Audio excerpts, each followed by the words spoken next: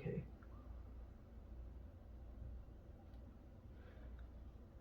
I'm just gonna go into it. I think there's some agent of the moon as controlling communication between us and the moon. Um, and I'm gonna give. I'm gonna talk about some things to convince you that there is indeed some sort of um, intermediary point between the Earth and the moon. First off, for instance, how are we only able to see a single side of the moon every time it is rotating, every time it's rotating around the Earth? How are we only able to see one single side of it? And normally it shouldn't be possible. There should be at least some uh, tilt of the moon as it goes around the Earth. It won't be completely perfect as it goes around. This perfection is a big factor in why there has to be some sort of, organic, intelligent entity that is controlling the way the moon functions. Another thing, it's not just related to the Earth, it's also related to the sun. How can the moon pass perfectly in front of the sun? How are they the same size in the sky? And I've crunched the numbers. It's the moon's 400 times smaller than the sun, but the sun is also 400 times further away than the moon, which means coincidentally they just so happen to look the exact same size in the sky, even though, and if you Google this, you'll see the moon's moving away from the Earth. It's spiraling away from the Earth at a rate of 3.18 of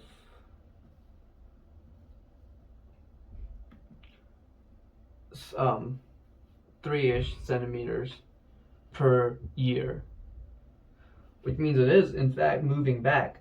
But we just so happen to be in a time in our lives where the moon and the sun are the perfect size in the sky, and something has to have facilitated this perfect size match and the perfect tilt of the moon, which means there has to have been something controlling the moon in this way to position it in space in the perfect way to make this happen.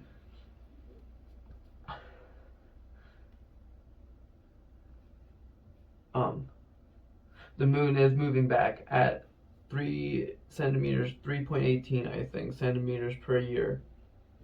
But what you couldn't find by just Googling? What you couldn't find, but I found out about it by doing my own calculations of the.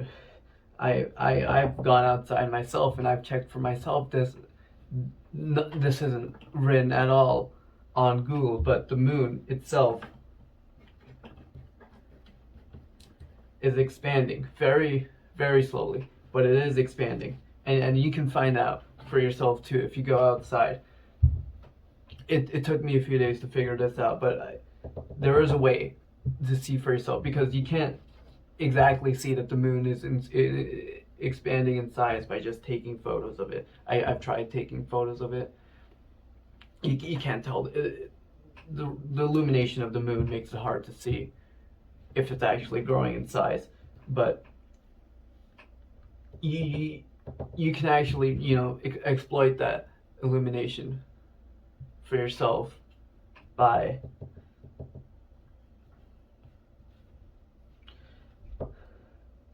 you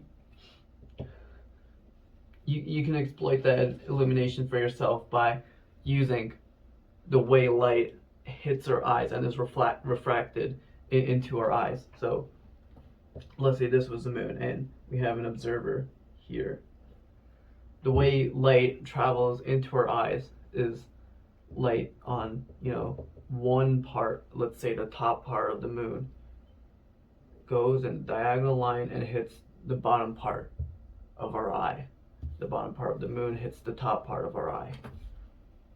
So at some point, there's some spot where these rays of light converge into a single point before inverting again. And, depending on where the surface of the moon was, this point changes. This singularity of light representing the moon changes depending on how big the surface of the moon is. This is what you're measuring. The distance from this singularity to your eye, not the moon surface. You're measuring this distance right here. And it's very difficult to find where exactly the singularity of light is, but if you spend enough time going out into the woods like I have, you eventually figure out the patterns that the singularity of light contains. And as you've seen here, the further apart the moon is, the closer the singularity point gets. This isn't to scale, obviously, but you can see just by basic geometry, I suppose, you can see the point gets closer and closer and closer, which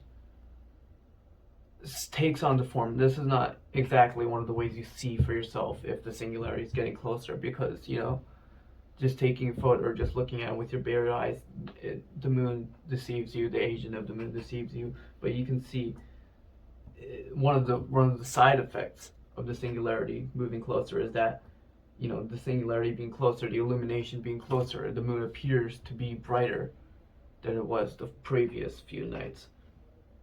So one way that you can tell I'm on the right track is that you can just see the moon is getting brighter each day. I've been going out every day this month, and it has been getting brighter and then brighter. And see, I started studying this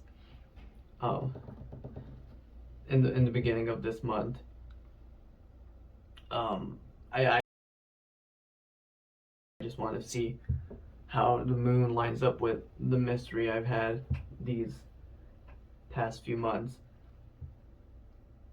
Maybe there's something strange about the moon. Maybe that's what they're talking about with what I've been witnessing, and I'm guessing this is I'm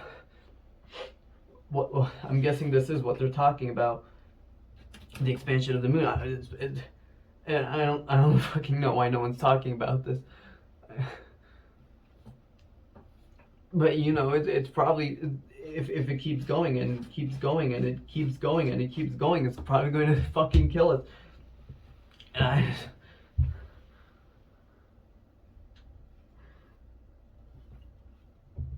when in astronomy, celestial objects have two different stats. We have right ascension, which is if you were on a plane, just what degree it is around you. And we also have declination, which is how high above or below an object is to your reference point. So right ascension goes around, declination goes above and below. So I've been looking at the right ascension and declinations for the moon in my spot, and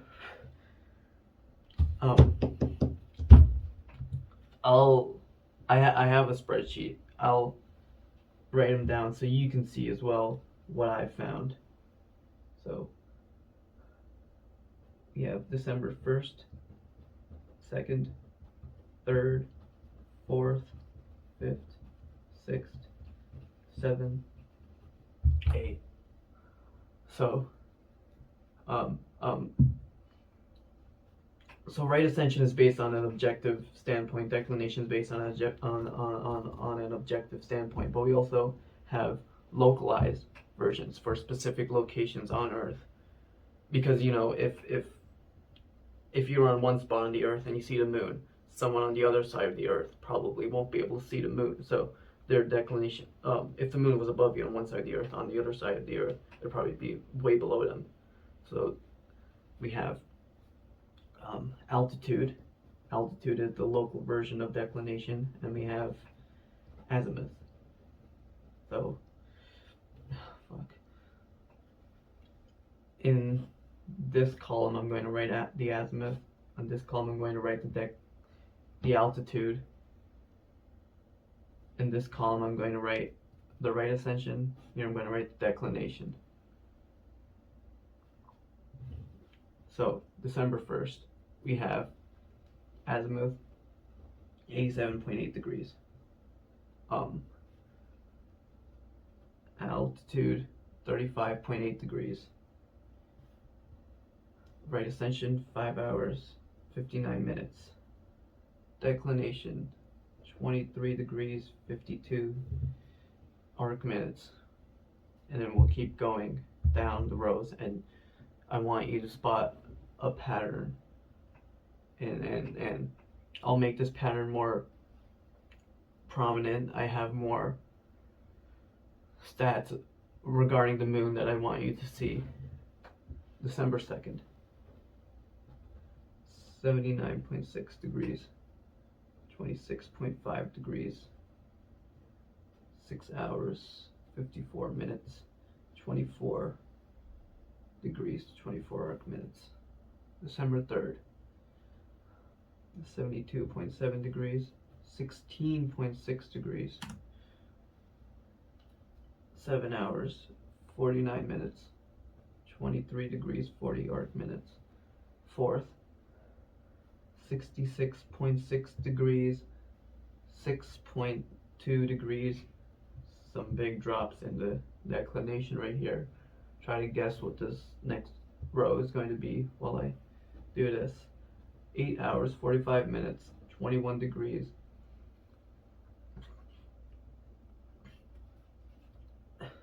38 arc minutes. December 5th, 60.8 degrees, negative 4.6 degrees. Negative means as below the horizon. You can't.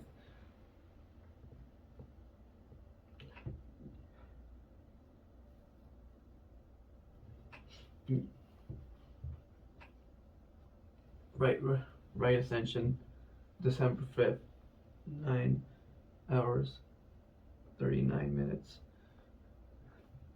Declination 18 degrees. And then we have 54.9, 48.3, 40.1, negative 15.5 is going lower and lower at 10 hours 31 minutes, 11 hours 23 minutes, 12 hours 14 minutes,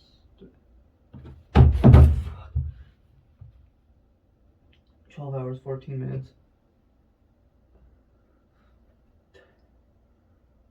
14 degrees 14 arc minutes, 9 degrees 13 minutes arc minutes, 3 degrees 37 arc minutes. So you see, this day is the point where altitude became negative for me, and I'd like to introduce 2 new stats for you to see. The time the moon sets and the time the moon rises. And I want you to see how this pattern continues on in the times, because as you've seen in the past few videos, time is an important factor in this mystery. So it's all about looking at the passage of time, how it progresses, how it changes, and that's where the clues are. You won't be able to spot the clues on your own. You have to look at them day after day, which is why it took me so long to find it out. Yeah. Time sets and rises, and I want you to see something. 8:07 a.m. 5:30 p.m. Then we have 9:05 a.m. 6:19 p.m. We have 9:58 a.m. 7:15 p.m. And you see, these are pretty consistent +1 hour jumps. This actually continues on for the rest of the row, which is pretty strange. The Earth does not, the moon should not follow a traditional structure of time. It's not alive unless there was an entity that is alive and is keeping track of this for the moon. We have 10:45 a.m. 8:17 p.m. 11:25 a.m. 9:23 p.m. And then we have 12 p.m. This is the shift from a.m. to p.m. You'll see after a day in which the explanation was negative. And I want you to see, this is from what I've Googled. It's exactly 12 p.m. It's set at exactly noon. Not a minute more, not a minute less. Then we have 10:32 p.m. 12:31 p.m. 11:41 p.m. And now look at this, 1 p.m. And the website did not have anything listed for when the moon rose. On this day, this is the day I stopped looking at the moon. This was my final day looking at the moon. I couldn't find it. You know, on that day, it didn't even fucking rise.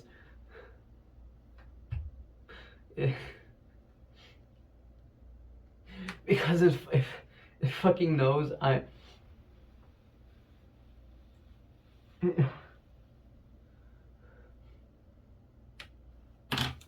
on.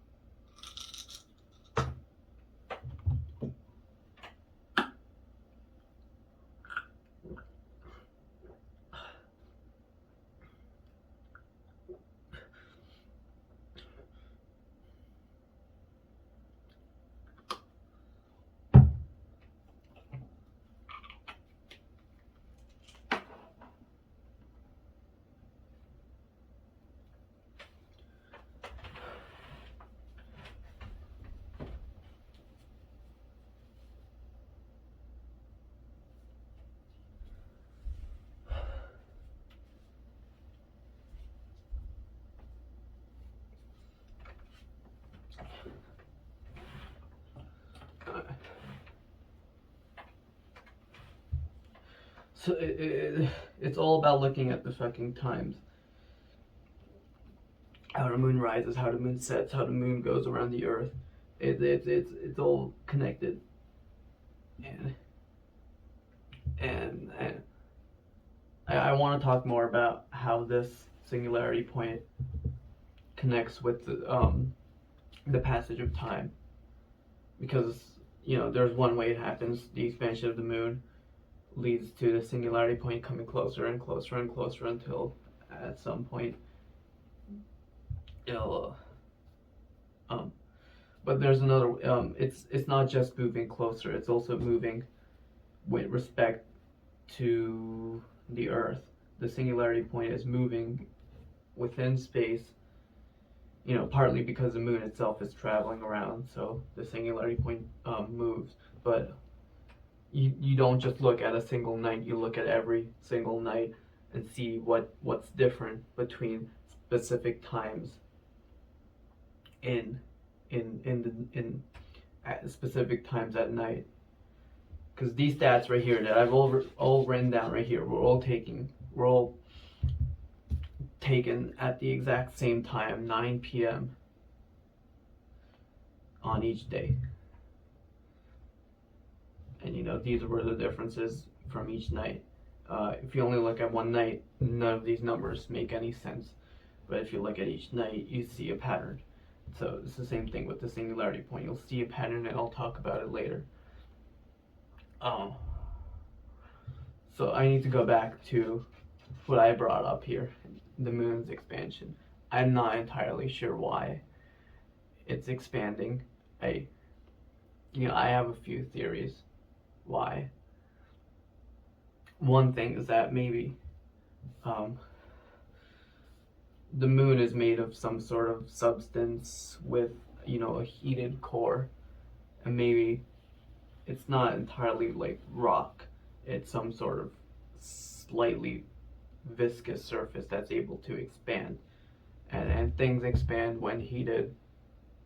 So maybe this extremely heated core is just over time heating up the material that makes up the moon, stretching it, and because hot air wants to escape the container it's in, slowly just expanding over time, which means at some point every material has an elasticity point, which means at some point it's going to get bigger and bigger and bigger and bigger and snap.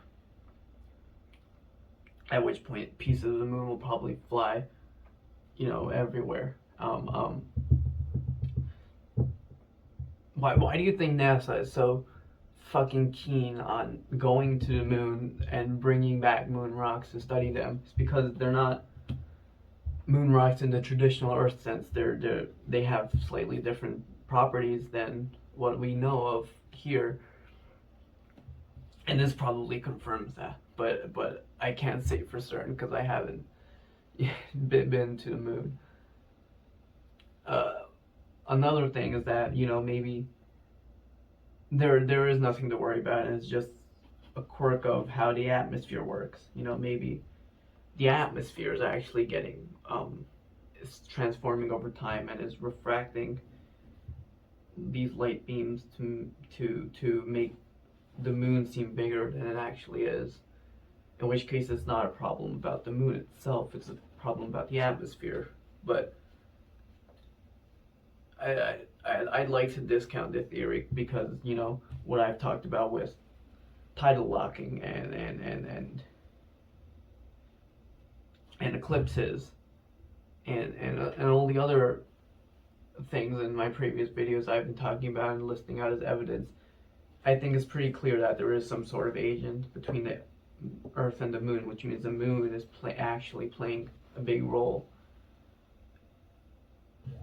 And this theory is just saying that the moon isn't playing a big role, which is just discrediting the influence it has over the planet. So I don't think this theory is correct. We also have, and I've been researching this a bit. We have abiogenesis, which is actually how the first organisms on Earth were created. Because how are organic creatures created? They first had to come from inorganic materials, and somehow through sheer luck or strange creations, intentional design, they were made organic. And the same might be true for the moon. Something between this agent and the moon might have caused the moon to actually become an organic creature of itself, referencing what I've talked about with the different forms of media claiming the moon to be alive. Now, at my current state, I don't think the moon itself is alive. That seems a little far-fetched.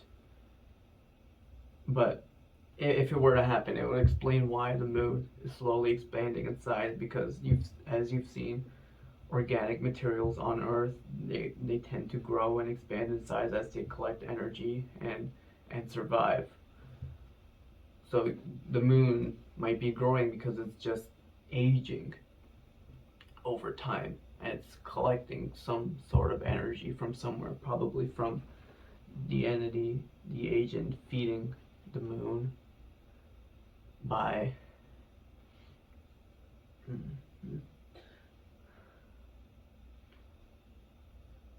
so we have abiogenesis, which is that the moon is its own organic being.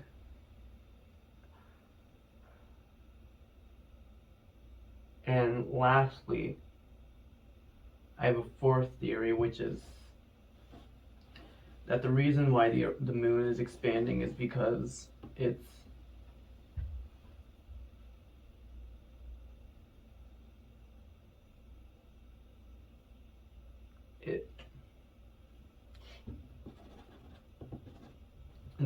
I just have these three theories.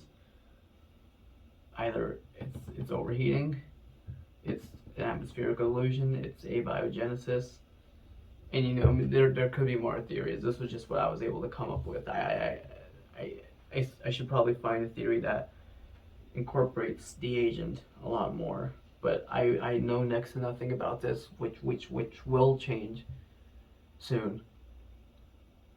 I think I know where to look, because I think I talked about the moon rabbit, how,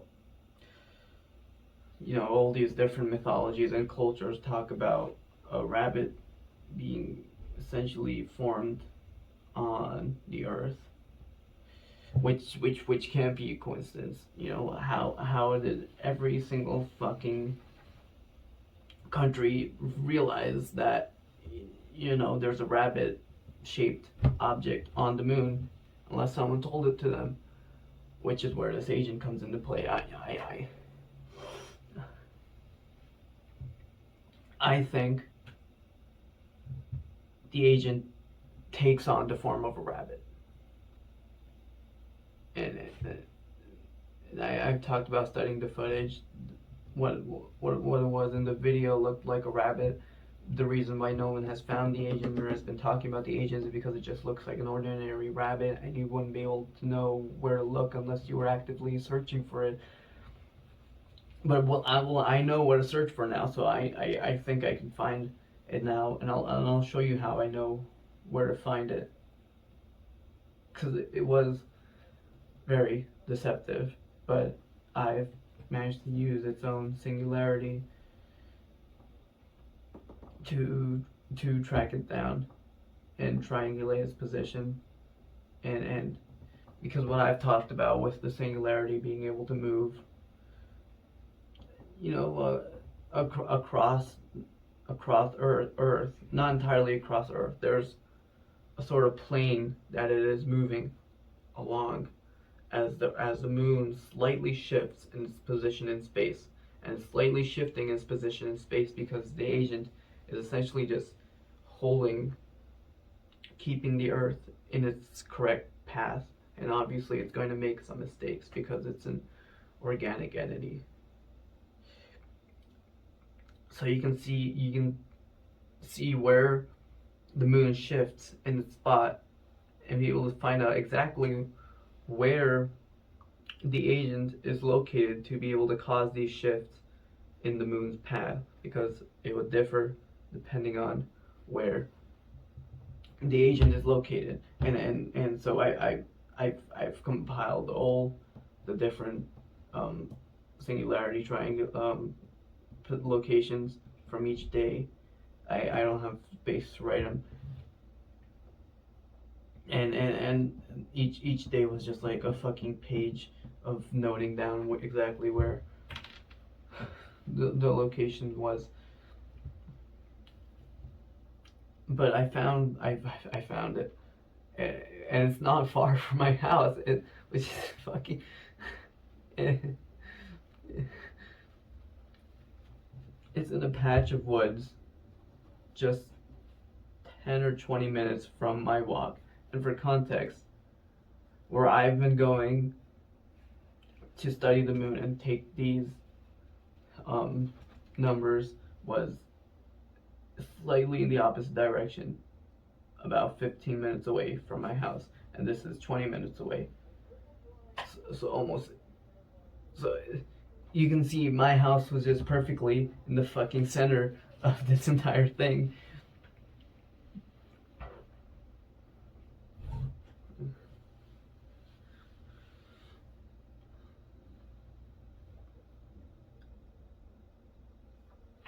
The goal I have, now that I know wherever the agent is to go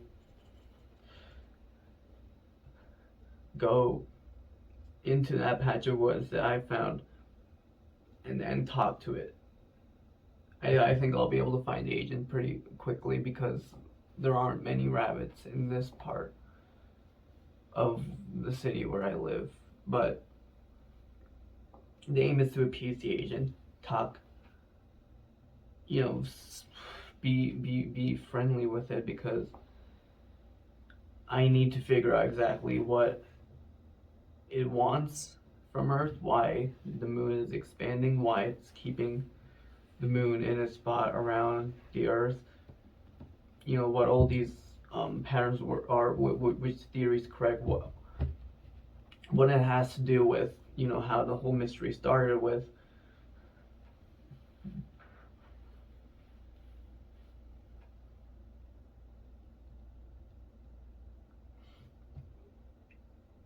And I think I'm just going to go there tomorrow, because this is the only way to continue the mystery.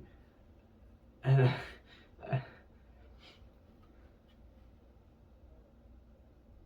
I'm going to keep you guys posted tomorrow.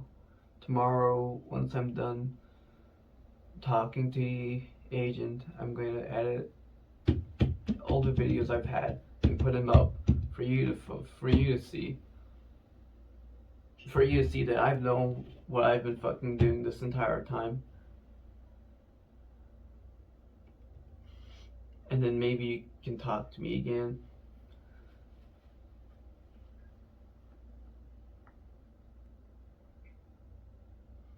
And if you're seeing this after I've uploaded, if you have questions about anything I wasn't able to talk about everything, but please let me know. I want you guys to know this, because I feel like this is incredibly important, and no one's fucking talking about it. I don't know why I'm the only one that is. I just want you guys to know that I've been fighting this whole time.